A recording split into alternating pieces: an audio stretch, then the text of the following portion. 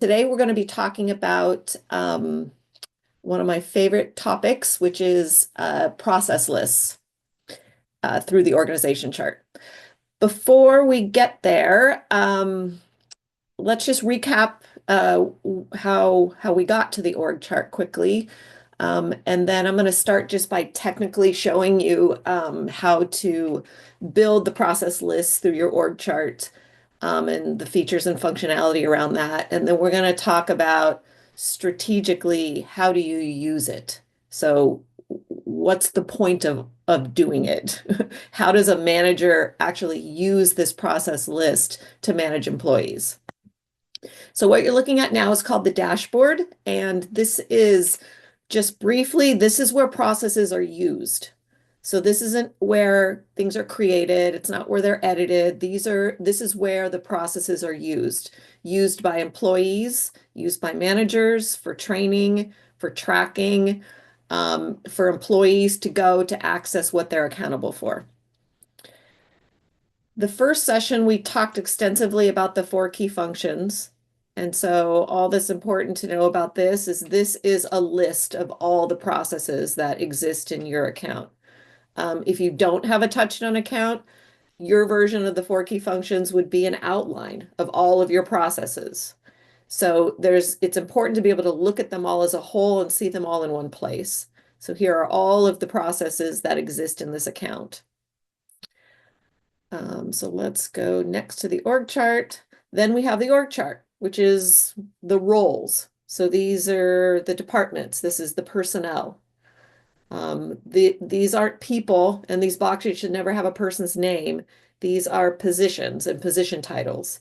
We talked last week about the importance of building this for the future. So thinking about where your business is going, keeping in mind your vision, your growth plans, and then building this as a picture of the business in the future.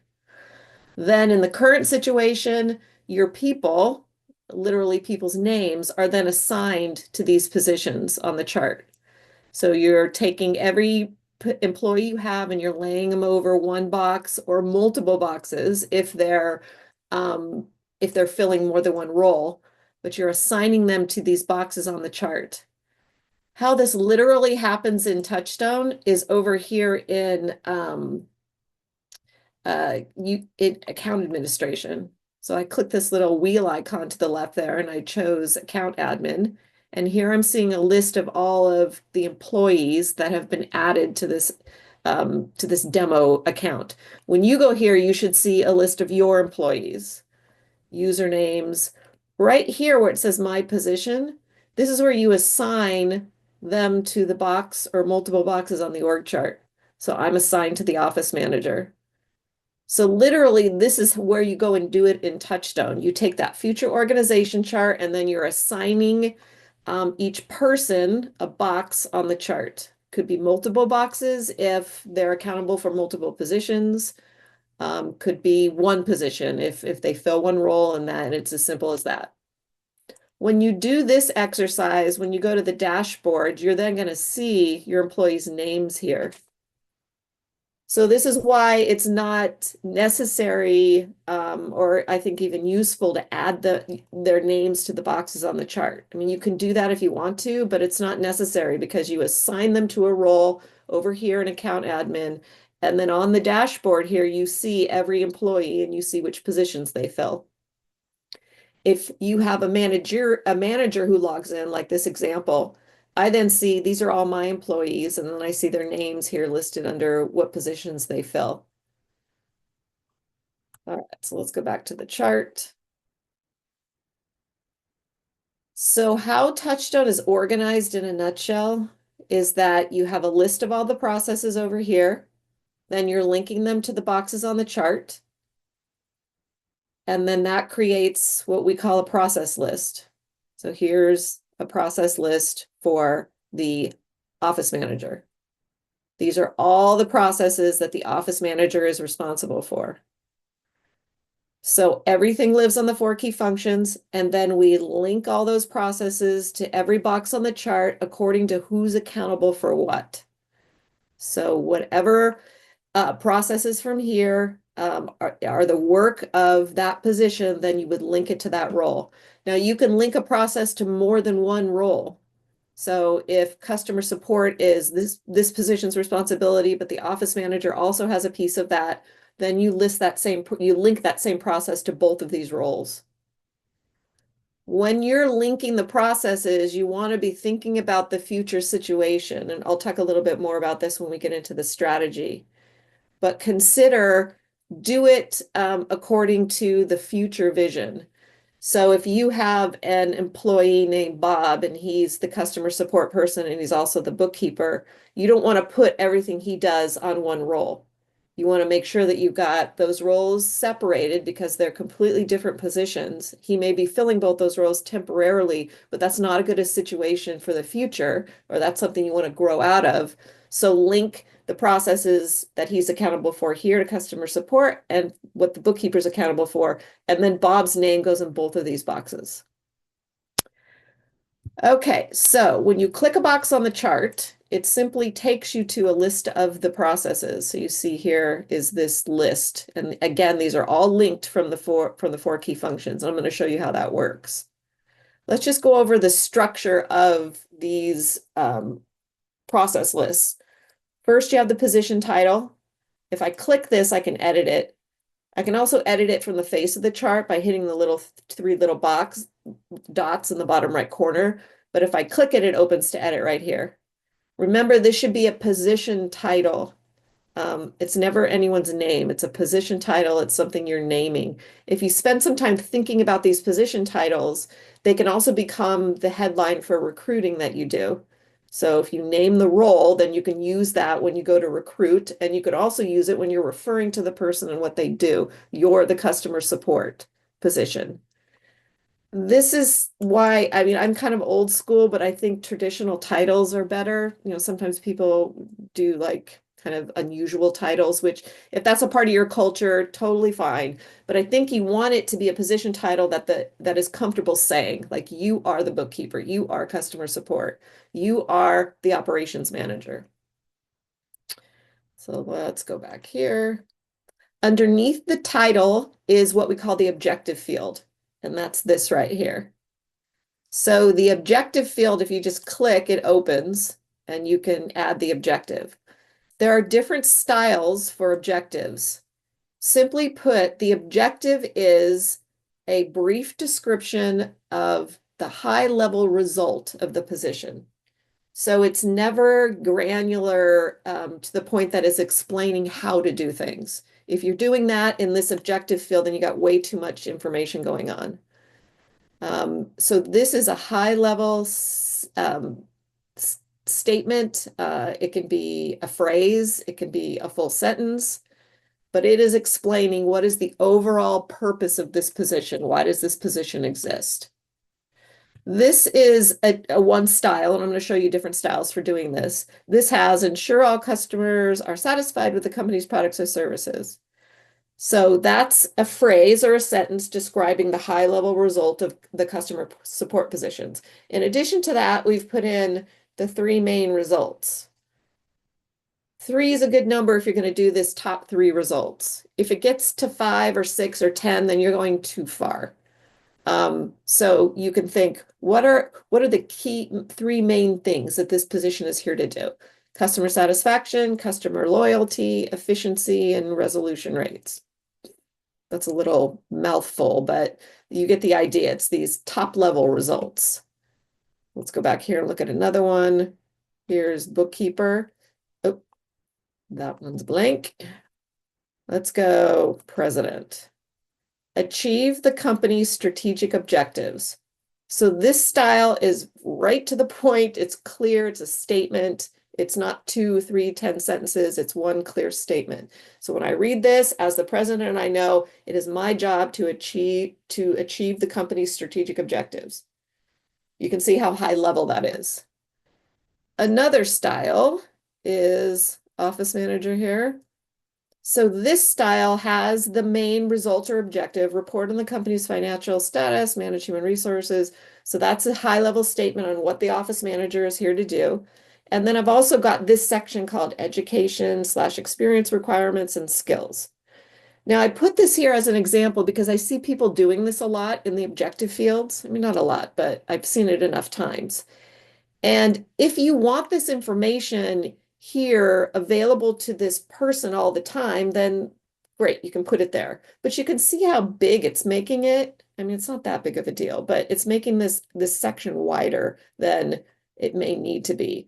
So another way to get this type of information, stuff that might be on a recruiting ad or information that might be on a traditional job description that we're all used to seeing, which goes into elaborate kind of skills and education and experience and all that stuff. You can make a process and call it recruiting ad for office manager or skills and experience for office manager. And then and I'm just going to go to this one as an example. If this was the skills for the office manager, you could make a document tool down here and add that, cut and paste that information in there. You can upload job descriptions, you can upload recruiting ads, and you can have it kind of all be in this one process called skills and education or recruiting ad for office manager. I kind of like that approach better because to me it's simple, it's simpler and it's cleaner. So rather than seeing it all kind of lumped right here, I see it under a process that I can click on if I'm the office manager or if I'm the president recruiting for the office manager, and then I can see all that information. I know it's always in TouchStone, and that's where I go to get it. Having said that, if you like it to be up front all the time, like in the person's view and have them aware of it all the time, then you can stick it here in this section.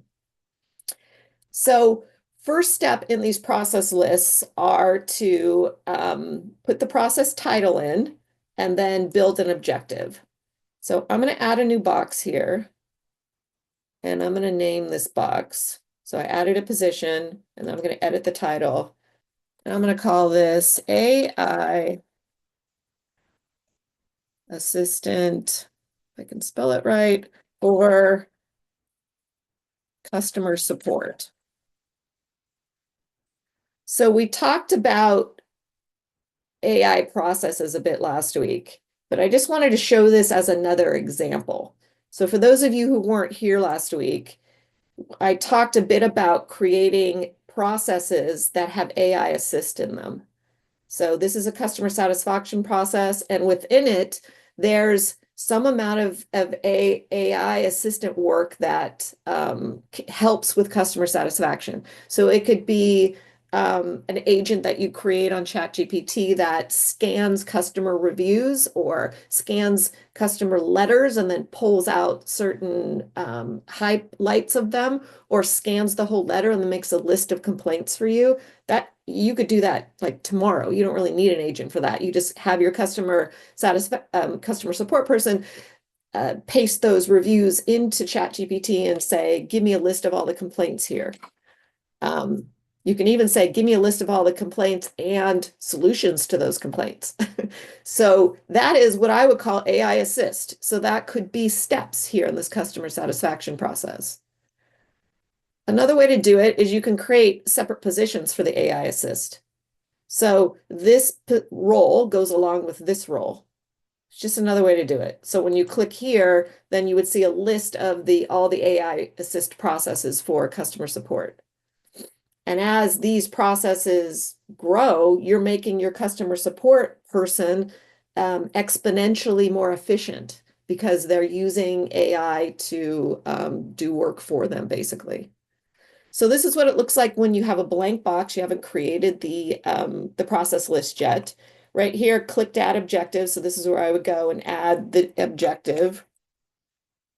Add the purpose, any kind of style that you like. It can be the top 3 results. It can be a paragraph describing the qualifications and the skills the person needs, or it can be a simple phrase, which is my favorite, that says, this is what I'm here to do. I'm spending a little more time talking about this than I normally would, just because I think these objectives are important. Because for the person themselves that's filling the role, like this is what I'm here to do. This is my purpose. This is what my biggest goal is. It can also help you in recruiting and hiring when you put that objective into the headline of your ad for recruiting. So this is what it looks like when this hasn't been built yet. You have just big blank section, no processes have been added.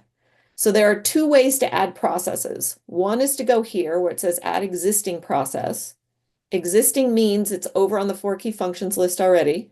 And so remember how we talked about the four key functions is the master list of all the processes. So I can link from here directly to this position or role. Second way is to add new processes directly to the role. TouchStone will also add it to the four key functions automatically because this always needs to be the place where your master list of processes exists. So if I'm going to add one that exists, I click here, add existing process, I hit the drop down, and now I'm looking over at my four key functions. These are all the four key functions. So basically, I'm looking for the processes that this position is responsible for.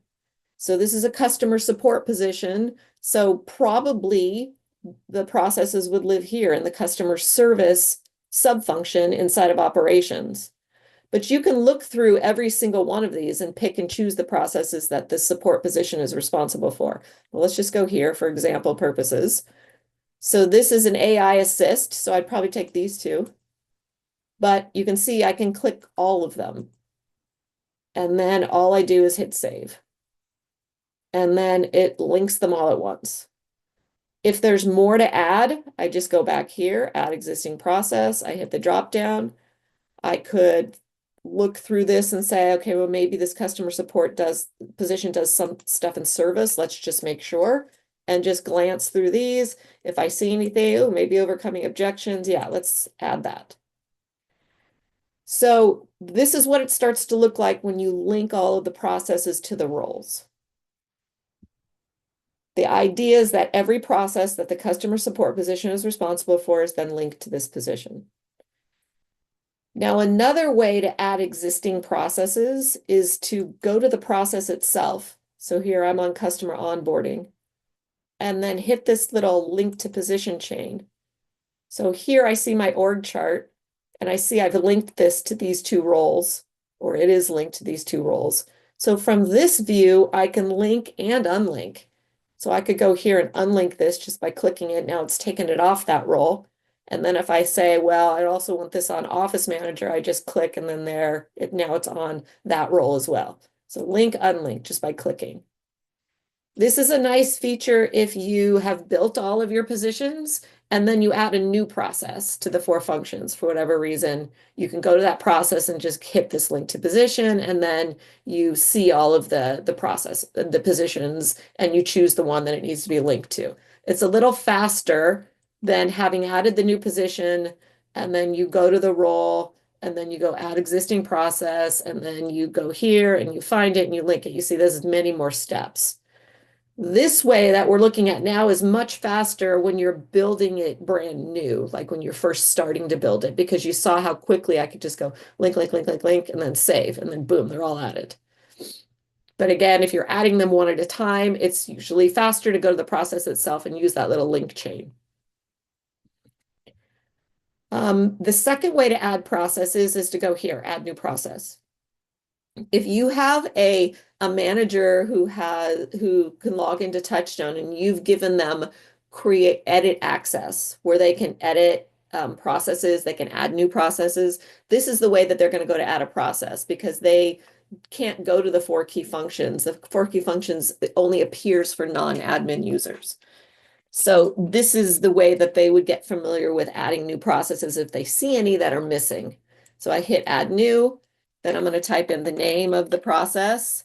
Remember keeping this normal naming convention where you got title, first letter of every word is titled. It's a short and simple title, not like a sentence or a phrase. Then TouchStone's asking me, where does this go on the four key functions?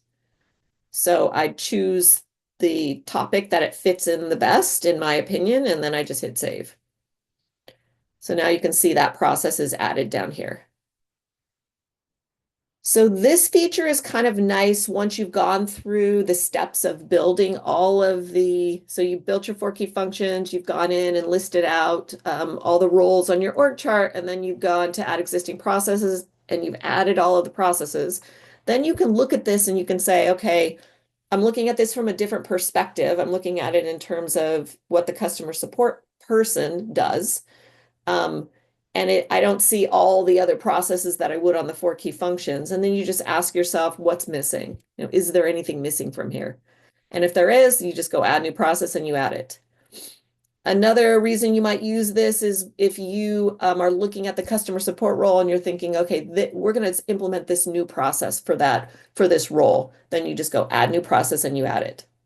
You can always go to the four functions, add it there, and then link it, but you can see that's a few extra steps than just adding it directly.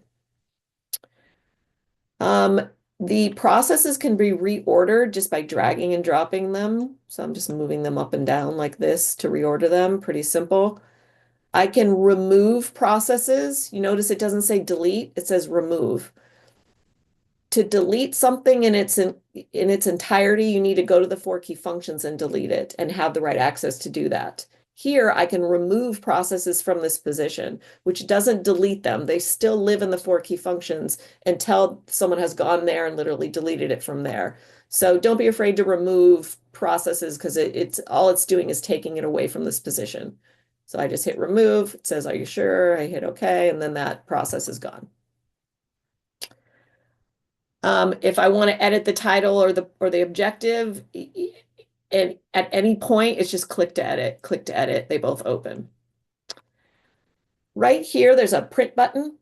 And we have print features all throughout TouchStone, and we really maintain those and do that on purpose because people build their life's work in TouchStone. I mean, literally. And we don't want you to ever feel like you can't get your stuff out if for whatever reason you want to. So you'll see these print features all over here. There's something special under this one, and it's called Print Operating Manual. So Print Operating Manual will print the process list, so what you're seeing now here, and it's like a table of contents for the operating manual for this position. So all of these are like the table of contents. Then TouchStone will print every tool inside of every process. So if you go to a process, the tools are here, and this is the documentation. This is what you've used to document the process with, a work plan, a script. So TouchStone will go and print all of this in order. Once you've exported it, you can open it up in Word or in Google Drive, and then you can adjust the page numbers and mess around with it any way that you want. But this feature right here will export it all. I just want to say one quick thing about exporting. One of the benefits of TouchStone is that everything is electronic, right? It's all in the cloud. It's up to date at all times. It's the most current version of everything. If you treat it that way, if you make TouchStone be the most current version of everything, then everybody knows where to go to see the most current version. When you start to export things, you're then creating multiple versions. So be careful how you export.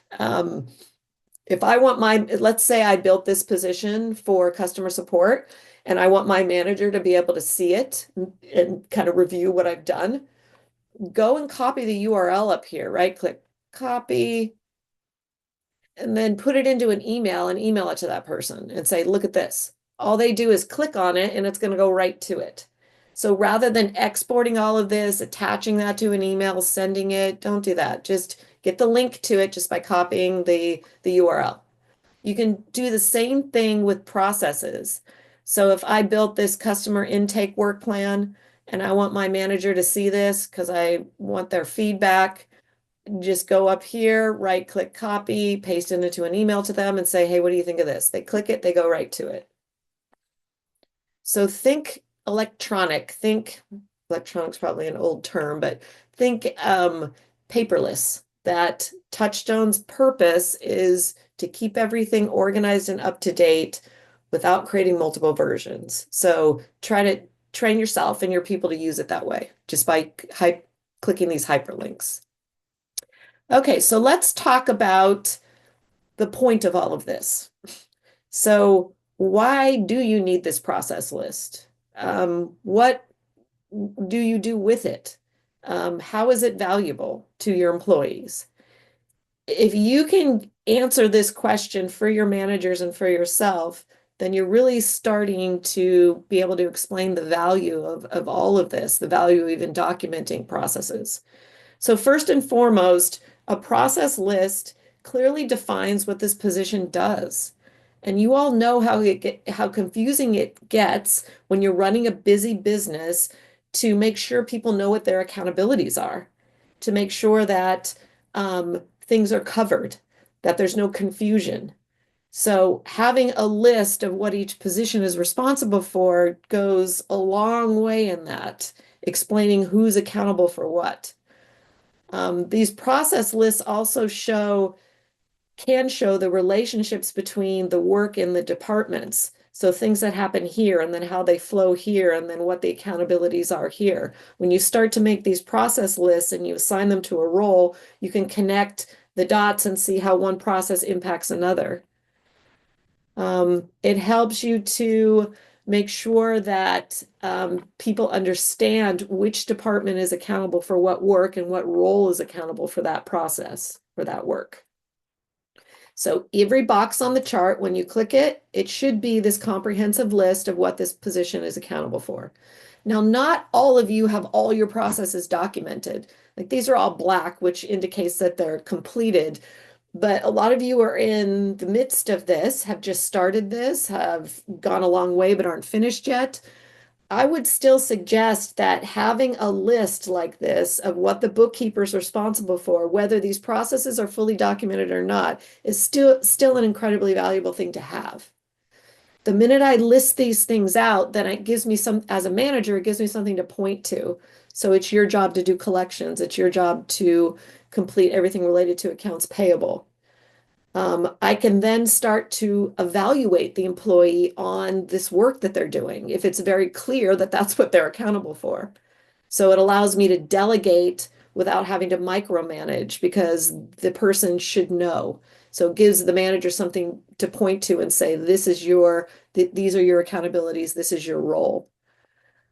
So again, even if all of this isn't documented, everything I'm about to say about how to use this is still relevant because you can sit and communicate with your bookkeeper on all of these processes that they're responsible for, even though the documentation isn't done. If you think about it, if you don't have anything like this, when you're training a new employee or when anybody's training a new employee or when you're trying to explain to the bookkeeper how to do invoicing, they're usually taking these furious notes as you're doing it. And those notes can be replaced by just this simple process list in TouchStone. So once you've got the list created, the next step is to train your employees in what they're supposed to do. And maybe a lot of them know that already. But then the second step is to communicate with them about it and to hold them accountable to it, the good and the bad. So there's a tool that is in the strategy and management function. And I've also put it into the chat for everybody. If you have a TouchStone account, you can go here to the library and download everything that I'm about to show you. You don't need those PDFs that I sent because it's already here in your system. So right here in the library, this is where you would go to download what I'm about to show you. So I have it right here in my account. And it's called the Weekly Coaching Meeting Manager. This is what the process looks like. It's got what we call a first meeting agenda form. So it takes you through a step-by-step of, for a brand new employee, how to set up the first meeting you're going to do. It has a video in it. It shows an action plan or a work plan on tasks for how to do it. It's got documents in here that are referred to in the work plan. And it's got this agenda form called the one-on-one coaching meeting. So all of this is in the library, but you can use it in the PDFs that I sent as well. So I'm going to go to the dashboard here to show you what this is about. So this is called My Processes, and this is a list of what the office manager is responsible for. This list here is the same processes that have come from the organization chart. So this is just another way of looking at what we call a process list. I built it over here on the org chart, like you saw me do. But when I assign this role to a person, the office manager, this is where they go to see it. This is where they go to see their process list. They're not going to go to the org chart and look at it. I mean, they can, but here the dashboard is where they're really going to go to view it and use it and see it. So here I've created these little group names and I've got them listed here. And then I've organized the processes into groups. So we're going to go through this in more detail in another section, but you can create these groups and then you drag and drop processes into them so they're in these categories. So this is the process list from the org chart, just elevated a little bit. I built them into groups, and as the office manager, I can see everything that I do in these nice little categories. The best way, so I think management breaks down a lot when there's not good communication. I think we all know this. Managers can't be effective unless you know how to communicate well with your employees. And communication can be over email, it can be walking into someone's office, it can be a phone call. But for managing of processes, the best way to communicate is in a meeting. So sitting down one-on-one with the employee and discussing how it's going with them.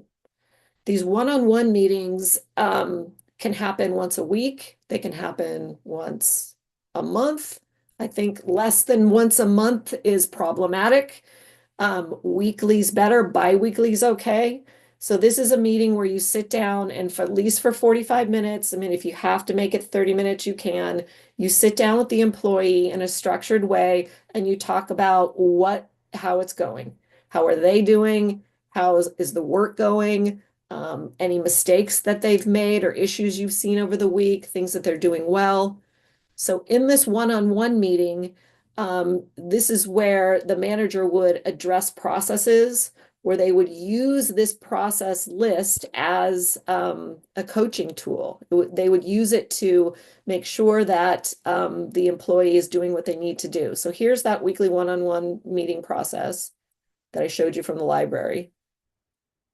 So here, this is how a person would view it. Where we looked at it before was how you downloaded it and where you could go to actually edit it. Here's where it's used. So if I'm literally doing one-on-one meetings, this is where I would come. So I could look here at this work plan on how to do the first meeting if it's with a brand new employee. If I'm preparing for the coaching meeting and I want to remind myself of the step-by-step, I could look at it here. So this gives me the step-by-step. The reality is once your managers or yourself start to do this on a regular basis, you're gonna know how to do it. But if you forget, you can go here to the work plan and remind yourself. And here's the meeting agenda. So this is where the preparation happens and then also where the value is. So the manager needs to look and see what are the items that we discussed from last week. And in this process, there's something called a coaching log where you can take notes from. So they prepare for what they're going to discuss. They identify any work or personal issues that need to be covered. They decide any reoccurring issues that need addressing, and then any other notes. So simple, needs to be super simple.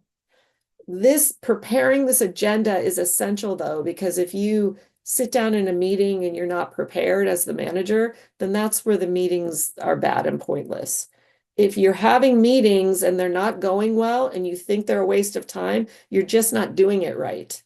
So the communication in these quick, efficient meetings is just it's so important to the development of your employees. So throwing it all out and saying we just don't do meetings well is not the solution. The solution is to look and say, how can I make a process around this that is effective? And it can be this simple. Things we need to discuss, things we went over last week, any reoccurring issues, any other notes. So in this preparation for the meeting, think about your employees' process lists. So I'm going to go to an example right here. So this is Jackson, he's customer support. I'm just going to expand so you can see the processes.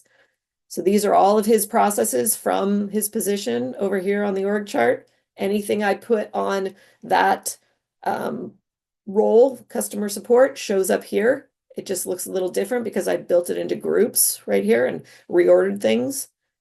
So I can look at this as I'm preparing for the meeting. I can look at this and I can say, what do I need to talk to Jackson about this week? Maybe we're going to go over his KPIs. Maybe there was a customer complaint that came in that took forever to deal with and a step got missed, so customer complaints. So when a manager is managing with processes, you should be able to think of issues that are coming up or happening and name the process that's causing it. So this is about managing with processes and using that one-on-one meeting to do it with. So think about the things that happened with Jackson last week or 2 weeks ago, and then look at the process that's related to that. And this can be good and bad. It can be he missed some customer complaint issue, or there was issues dispatching a call that he just completely screwed up. Or it could be you got some customer feedback that Jackson was great. Or you went through his KPIs and saw that he was ahead of the curve on some indicator that he was evaluating. So with all that information, you take it and go back here to this scorecard or this agenda form for the meeting, and you fill it out. So you go here again to the custom form, pull up the meeting. You can have this open alongside when you're looking at his process list and kind of deciding what to talk about. And then right in here, you're going to talk about customer complaints. And then you're going to give feedback on something positive that came in. So fill out this agenda form. When you've completed it, then hit save. Easy as that. Then you sit one-on-one in the meeting with Jackson and you go over it. You go through it with him. So here's a trick about it, managing with processes. If Jackson made a mistake in with a customer complaint, and I know that there was an issue because it just got escalated and then I had to deal with it because I'm his manager, I would sit with Jackson and say, let's talk about the customer complaint process. So what happened with this customer? This is what I saw. What is wrong with the process? What didn't go right in the process? When you were reading this script or when you followed this step, what didn't happen correctly? Or what's missing? What's missing in the process that allowed this to happen? So my tone is very much, what's wrong with the process? What got missed in the process? Not what's wrong with you? Why did you do it wrong? You're always messing up. I told you already. It's none of that. So this is what makes good management. This is what makes your employees want to stay and want to be in your game worth playing. It's having the kind of feedback and support that holds them accountable for sure, but it's also not about blame. 90% of the time, it's not Jackson just being mindless and forgetting. 90% of the time, it's training. There's something missing in the process. He never got the correct training. He got taught by someone who was doing it wrong to begin with. He was never trained in certain key indicators that would allow him to have made a different decision. It's all of that. So if you can focus back on the process, you're winning because you're making it not personal, which is going to keep Jackson open and wanting to continue to grow and develop. But then you're also improving your processes, right? Because if we can sit here and say what's missing in the customer service process or what's missing in the customer support process, and then we go and fix it, well, now we've just plugged the hole in the bucket. Like we've just fixed that forever. It's not going to happen again.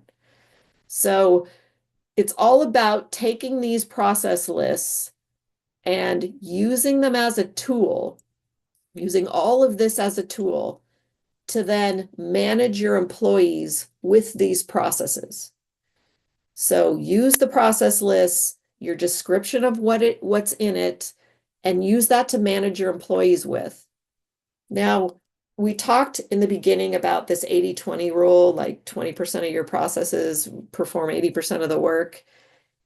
You're not going to have everything covered here. And if any of you are saying, yeah, but this, yeah, but that, yeah, it's not so simple. There are going to be variables that kind of fall outside the system where maybe Jackson screwed up on something and there really isn't a process for it, but he still needs to work on something. So I would say let go of the variables, let go of the things that sometimes come up and sometimes don't, and focus on what's consistent. Because again, if we can get 20% of this right, it's going to cover 80% of what happens. So focus on the really tangible, important processes that you know affect your profitability, affect your customers. I would say customer complaints is definitely one of those. So let go of all the variables for now and focus on what is tangible and clear. What is the top 20% that you can manage Jackson with, that you can manage your other employees with? Once you've done that successfully, then you can make room for all the variables. And we can look at those variables and how many times they occur and decide, do we need a process for that now? So think simple and think high level with this. Um, that one-on-one meeting process is really effective. Consider how that would work in your organization. So the managers up here are the ones having these one-on-one meetings. Any kind of team leader would have some version of that. Remember how I said it effective manager is going to have a hard time managing more than 10 people? Well, if you have a manager managing more than 10 people and you're saying, well, that we could never do one-on-one meetings, well, of course you can't. That there's too many people. But that also means that your employees aren't being managed effectively. This type of management where you're sitting down and you're really, I care about you management, let's talk about the process management. It will it cause someone to go start here as an apprentice and move up to senior and stay the whole time and be perfectly happy. It will be so revolutionary that your competitors' employees are going to want to come and work for you because it changes training and then it also changes, the way your employees feel when they come into work every day. Consistency is key. So if you're going to have this person doing those one-on-one meetings, or they're the ones that are adapting it and really um, put doing with their employees and getting great results, but then this person refuses and then this person does it every once in a while, well, that's not going to work. You want to have your managers consistently managing all their employees so they all have the benefit of the good experience. Managers can have different personalities, they can have different styles, but when you implement a managerial process like that one-on-one meeting process, you must insist that they all use it and do it in the same way. It's not asking that much. The way that they talk to their employees might be slightly different, but the rules of it are all the same, that you sit down, you review the processes, and you talk about what's going wrong in relationship to the process. I want to show you one more tool related to this. So let's go here. So there's a lot of talk about scorecards, KPIs, stuff like that, which I think are all great. I just want to show you an example of one in TouchStone here. So this is a KPI for customer service. And this is what it looks like. So super simple. I don't think there should be more than 6. That's just my not so humble opinion.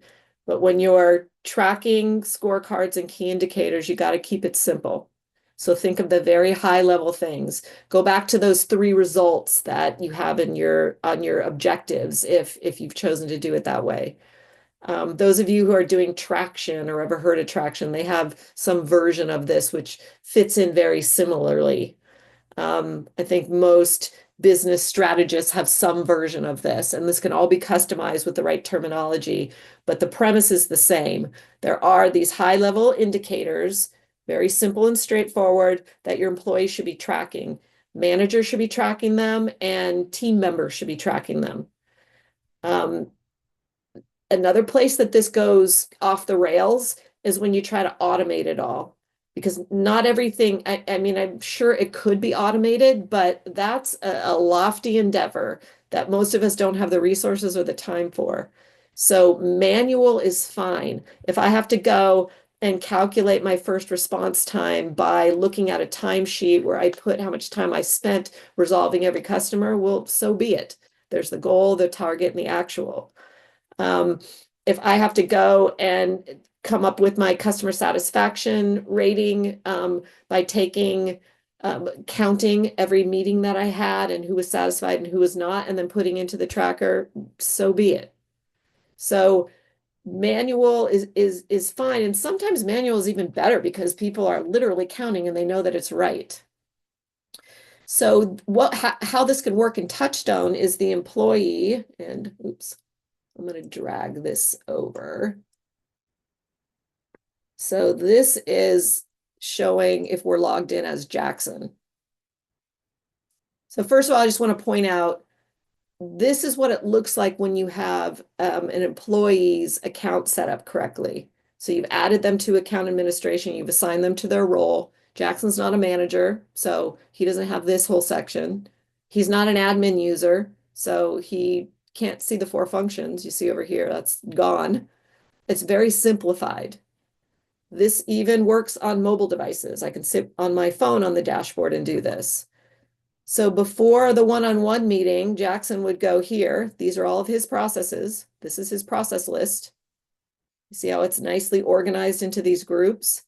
If any of you click on this and you see default list, and then you have to click the default list to see all the processes, that's not, you got to get rid of that because it's too overwhelming. You can imagine if all of these were just on one list that I had to click on and see. I mean, I could drag and drop to reorder them, but it just looks overwhelming. It's much better when they're organized, into these kind of clear, specific categories. So Jackson would go here to his KPIs.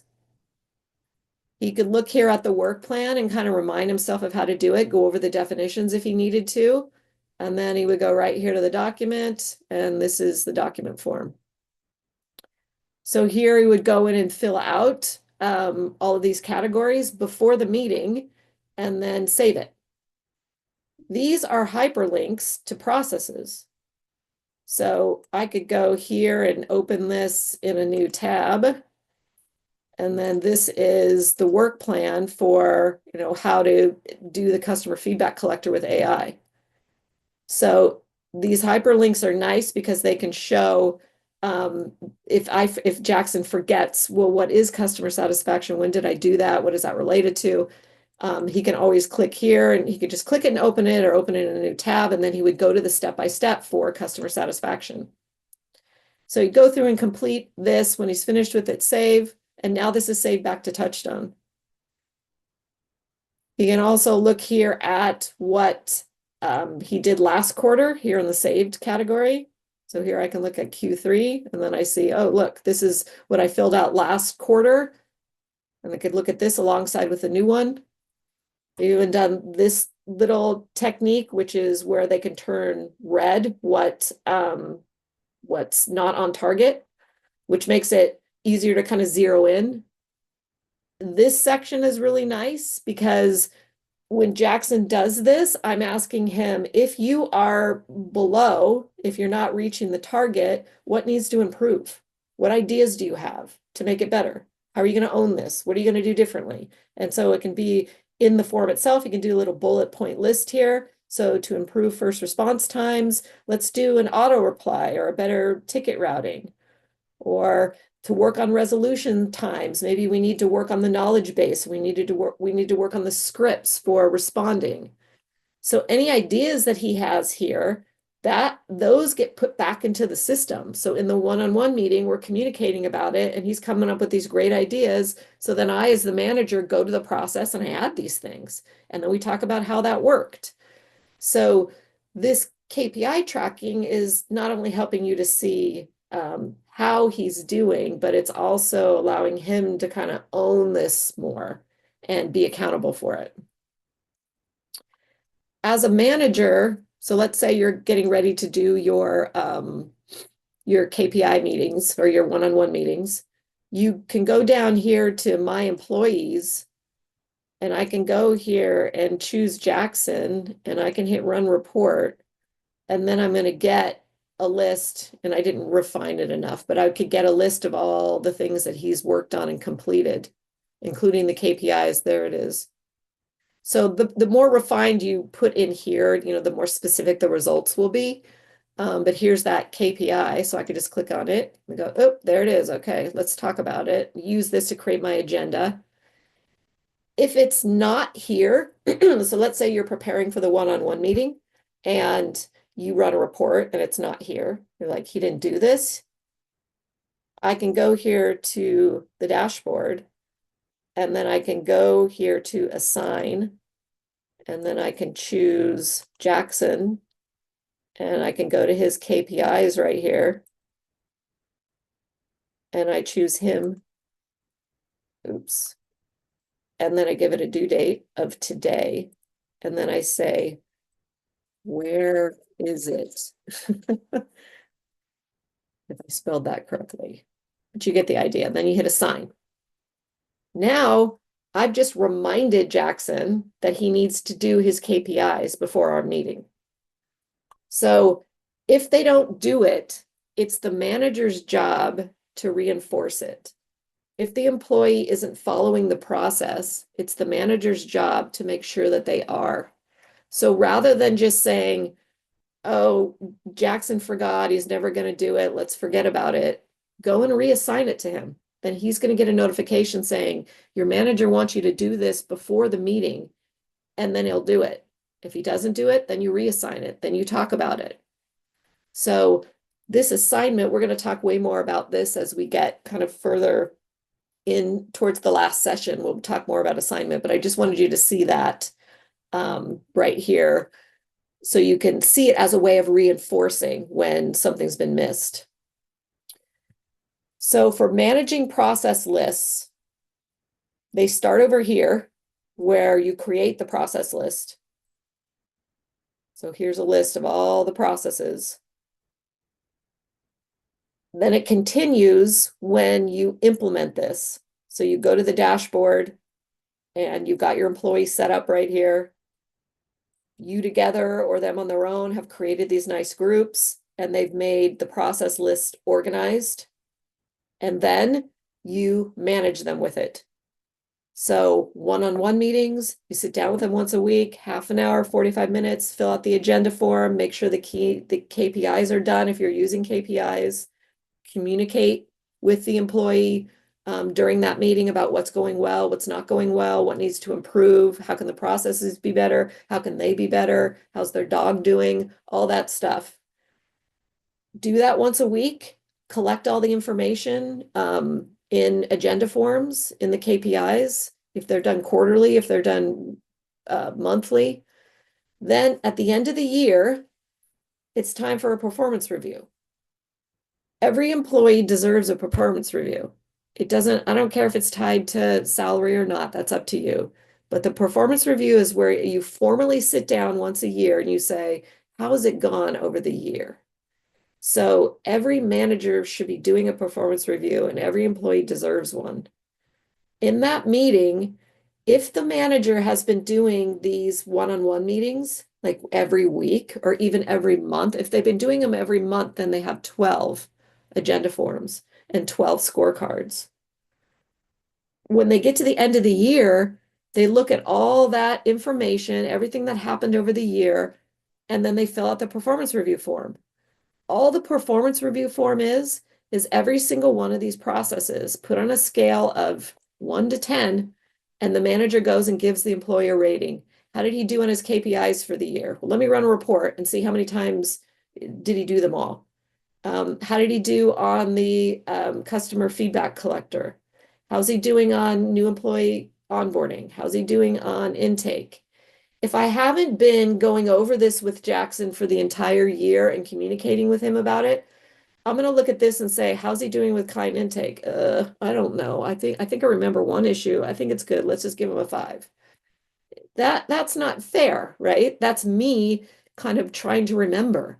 But if I could look at 12 agenda forms, or if I could look at 24 agenda forms that I filled out for these one-on-one meetings, and I can look and see how many times did we talk about client intake? What did we discuss? Was that ever an issue?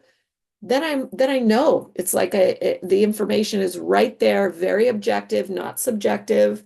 And when I give him a 5 and he says to me, why did you give me a 5? I'm not just pulling it out of thin air. I'm saying because X, Y, and Z, and I'm showing him. The reality of it is he's going to remember and you're going to remember clearly, maybe with it even out having to pull up the agenda forms and show him, because you talked about it, right? You sat in the meeting I care about you, what's going on with client intake. Let's discuss this process. So it makes performance review just a breeze.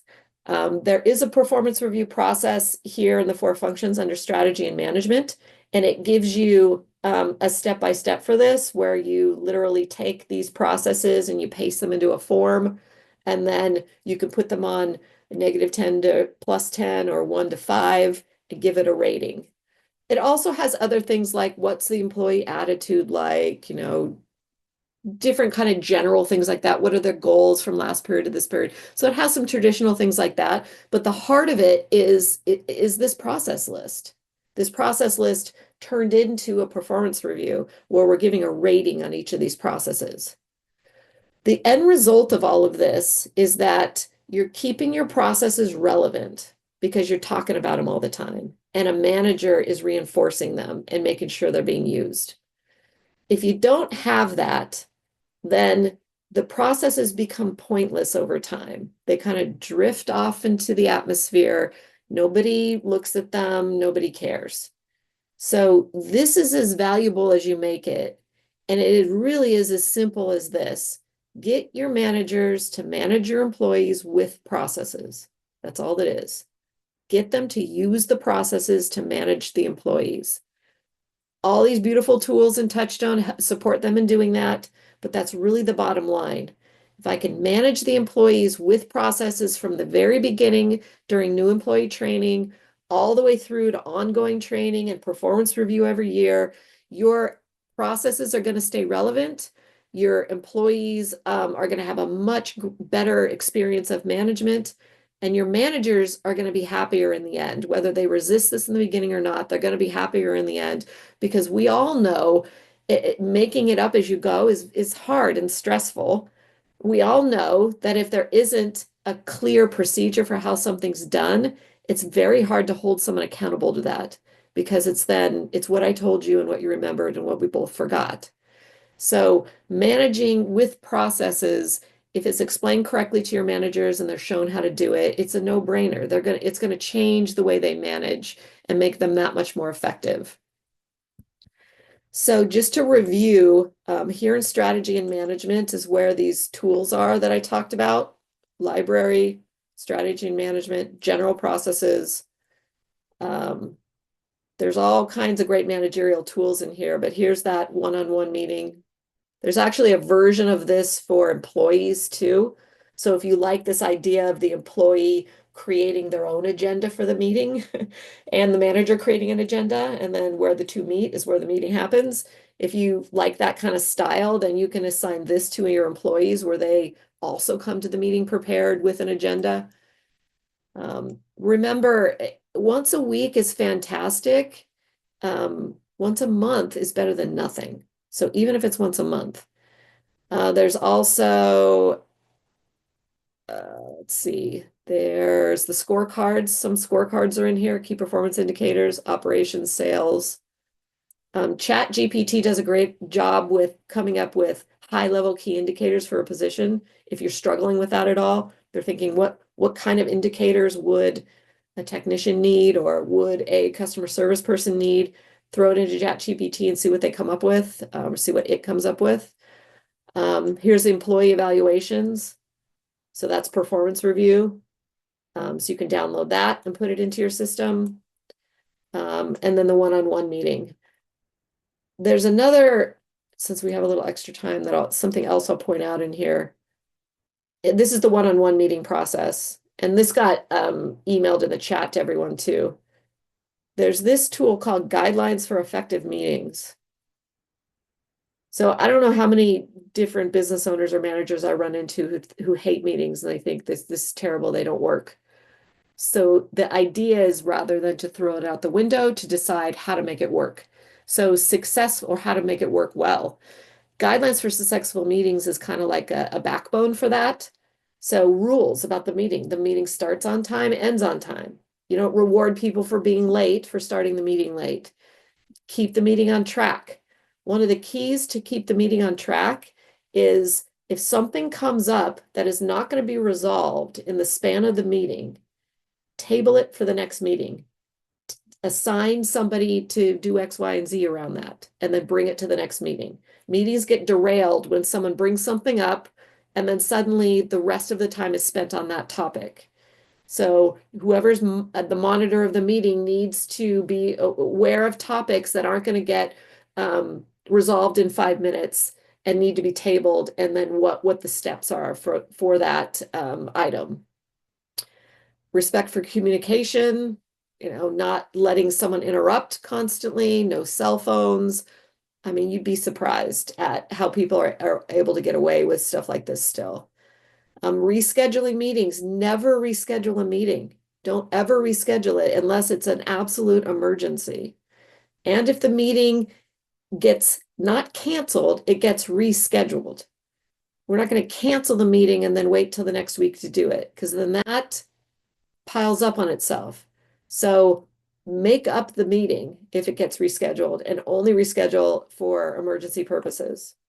So you can read through all of this and decide what of this works for you.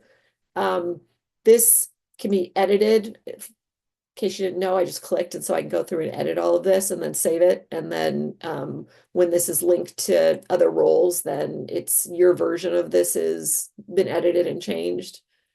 You can create something like this, guidelines for successful meetings. You could make it a public process if you wanted to. So you could cut and move it out of this process. It's in the one-on-one meeting process, but you could move it out of this into a public process, make that public, and then assign it to everyone and say it's a new day for meetings around here. But this is good. This is a way to kind of re-energize and get some new mindset around meetings.